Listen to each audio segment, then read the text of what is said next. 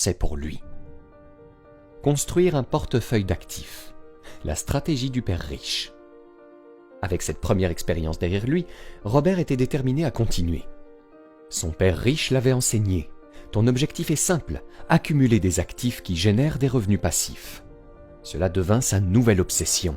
Mais comment faire concrètement? Le père riche lui enseigna une stratégie clé. Commencer petit, mais penser grand.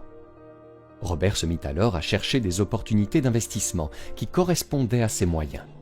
Il commença par l'immobilier, en achetant des petites propriétés qu'il pouvait louer. Chaque propriété était comme une petite graine plantée, qui, avec le temps, produirait des fruits sous forme de revenus réguliers. Visualise Robert, étudiant les marchés immobiliers, parlant à des agents, visitant des propriétés, tout en se formant sur le tas. Ce n'était pas toujours facile. Parfois, il faisait des erreurs, mais chaque erreur le rendait plus sage, plus stratège. Petit à petit, son portefeuille d'actifs grandissait, et avec lui, sa confiance. Mais il ne s'arrêta pas là. Robert diversifia ses investissements en achetant des actions et en s'associant à d'autres entrepreneurs pour lancer des entreprises. Chaque décision était un pas de plus vers l'indépendance financière, un pas de plus vers la vie qu'il voulait créer pour lui-même. L'art de repérer les opportunités, voir ce que les autres ne voient pas.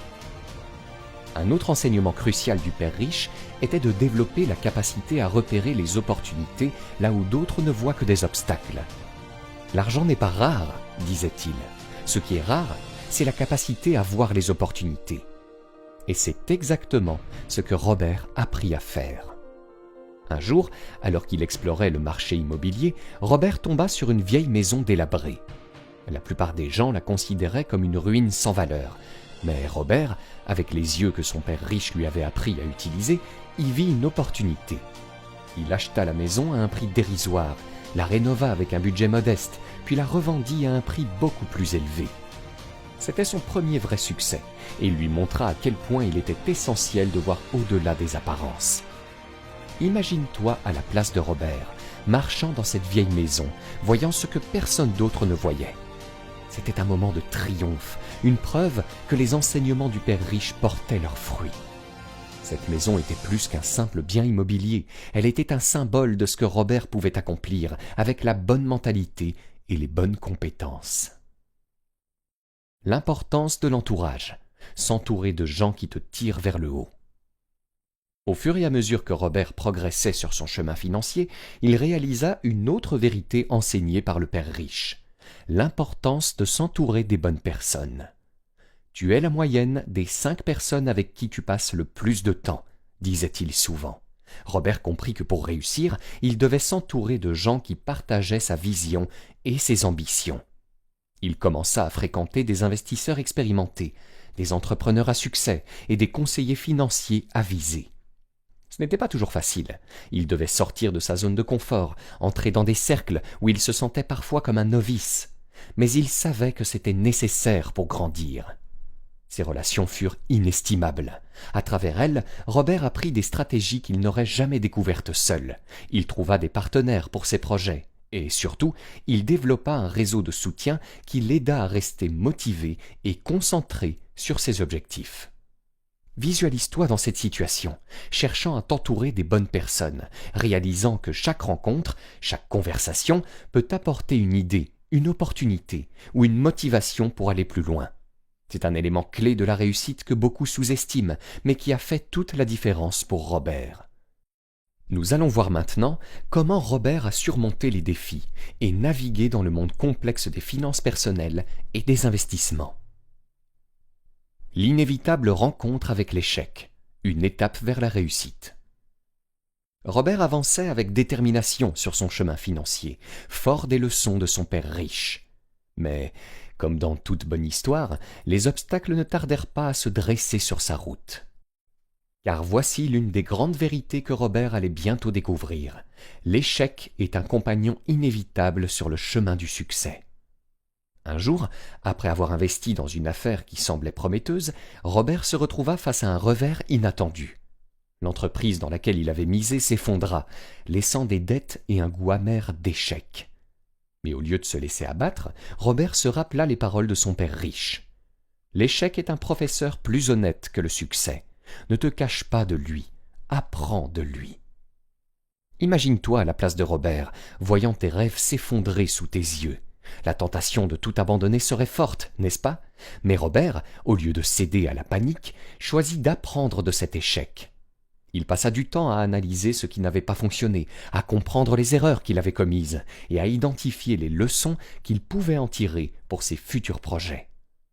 Cette expérience douloureuse se révéla être une bénédiction déguisée. En comprenant pourquoi il avait échoué, Robert devint plus sage, plus stratégique et mieux préparé pour ses prochaines aventures. Il réalisa que chaque échec était une étape vers un succès plus grand. Le pouvoir de la persévérance, continuer malgré tout. L'échec aurait pu stopper net les ambitions de Robert, mais c'est là qu'une autre leçon cruciale du père riche prit toute son importance, la persévérance. Ceux qui réussissent ne sont pas ceux qui ne tombent jamais, mais ceux qui se relèvent toujours, lui rappelait son mentor. Robert savait que la persévérance était la clé pour transformer ses revers en succès. Chaque fois qu'il se heurtait à un obstacle, au lieu de reculer, il redoublait d'efforts. Il perfectionnait ses stratégies, affinait ses compétences et cherchait toujours à améliorer sa compréhension du marché et des finances. Cette persévérance finit par porter ses fruits. Peu de temps après son échec, Robert fit un autre investissement, cette fois-ci en immobilier. Il acheta une propriété délabrée, la rénova et la revendit avec un bénéfice substantiel. Ce succès fut d'autant plus savoureux qu'il avait été acquis au prix d'efforts et de détermination. C'était la preuve que la persévérance paie toujours. Tu peux presque ressentir la fierté et le soulagement de Robert lorsqu'il parvint à transformer son échec en succès. C'était un moment de triomphe personnel, une confirmation que le chemin qu'il avait choisi était le bon. Et c'est une leçon puissante pour nous tous. Peu importe les obstacles, il faut continuer d'avancer. Investir dans soi-même, la meilleure décision financière. Au fil de ses aventures financières, Robert comprit une autre vérité essentielle enseignée par son père riche. Le meilleur investissement que tu puisses faire est en toi-même. Avant d'investir dans quoi que ce soit d'autre, disait le père riche, investis dans ton éducation, dans ton développement personnel et dans tes compétences. Robert prit cette leçon à cœur. Il commença à lire avidement des livres sur la finance, à assister à des séminaires et à rencontrer des mentors qui pouvaient l'aider à développer ses connaissances. Chaque nouvelle compétence qu'il acquérait, chaque morceau de savoir qu'il ajoutait à son arsenal, le rapprochait un peu plus de son objectif d'indépendance financière. Cette quête de savoir ne se limitait pas aux livres et aux cours. Robert comprit que chaque expérience de la vie, bonne ou mauvaise, était une occasion d'apprendre. Il s'efforça de tirer des leçons de chaque interaction, de chaque décision et de chaque échec. C'était un processus d'apprentissage continu qui lui permettait de rester toujours en avance sur le marché et sur ses concurrents. Imagine-toi, toi aussi, prenant la décision d'investir en toi-même, de te former, de te développer. C'est un investissement qui ne déçoit jamais, car il te rend plus fort, plus résilient et mieux préparé pour affronter les défis de la vie. La liberté financière, plus qu'un simple rêve, une réalité en construction. Avec chaque investissement réussi, chaque compétence acquise et chaque leçon apprise, Robert se rapprochait de son objectif ultime, la liberté financière. Mais qu'est-ce que la liberté financière exactement ? Pour Robert, ce n'était pas simplement de posséder beaucoup d'argent, c'était la capacité de vivre sa vie selon ses propres termes, sans être esclave d'un emploi ou d'un patron. La liberté financière, telle que l'enseignait le père riche, signifiait avoir suffisamment de revenus passifs pour couvrir ses besoins et désirs, sans avoir à travailler activement. C'était la possibilité de choisir de travailler par passion et non par nécessité. Et c'était exactement ce vers quoi Robert se dirigeait, pas à pas. En visualisant cet objectif, Robert se sentait de plus en plus motivé à poursuivre ses efforts. Il savait que chaque petit succès, chaque investissement bien placé, le rapprochait de ce rêve. Et ce rêve, bien que difficile à atteindre, n'était plus un simple idéal, mais une réalité en construction. Vous rêvez de liberté financière ? Cela tombe bien, parce que nous allons voir tout de suite comment Robert a atteint son objectif de liberté financière et les stratégies qu'il a mises en place pour s'assurer que sa richesse continue de croître, même après avoir atteint son but. Un point essentiel que tout le monde devrait connaître